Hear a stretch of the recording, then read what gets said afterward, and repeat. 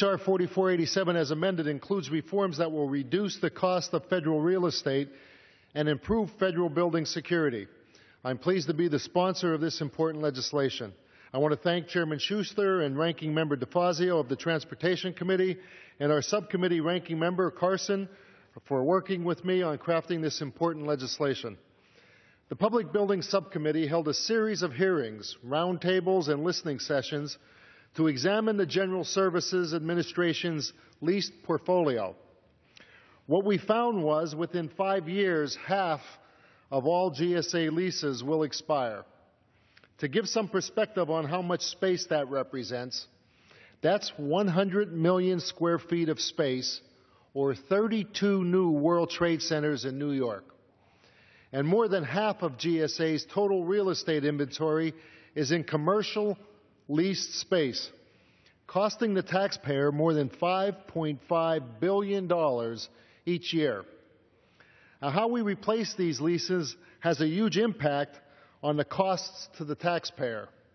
For larger leases and projects requiring committee authorization, we have already taken steps to reduce the cost of federal real estate to the taxpayer. Since last Congress, the committee has worked with GSA to reduce the federal footprint through consolidating space and improving space utilization.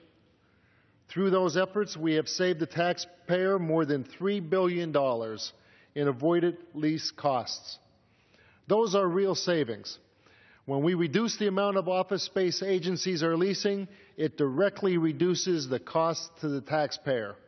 And with a large number of leases expiring in the near future, we now have a ripe opportunity to save even more by negotiating better rental rates and concessions. To take advantage of this opportunity, the Public Buildings Reform and Savings Act establishes a leasing pilot program. This pilot program will allow GSA to streamline the leasing process, to work through expiring leases more quickly, and lock in good deals for the long term.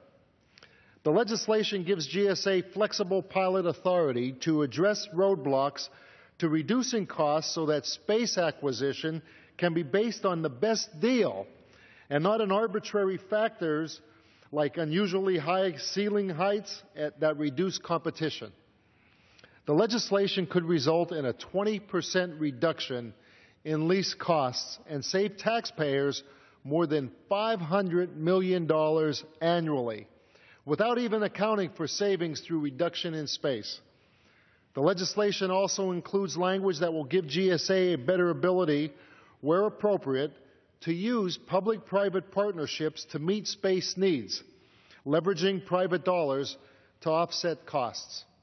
In addition to these reforms, H.R. 4487, as amended, includes provisions that will improve security by clarifying requirements related to the training and accountability of the Federal Protective Service.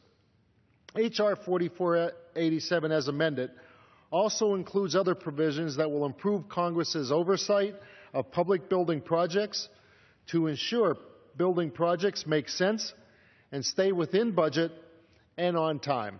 I urge my colleagues to support the passage of this important legislation. Thank you, and I reserve the balance of my time.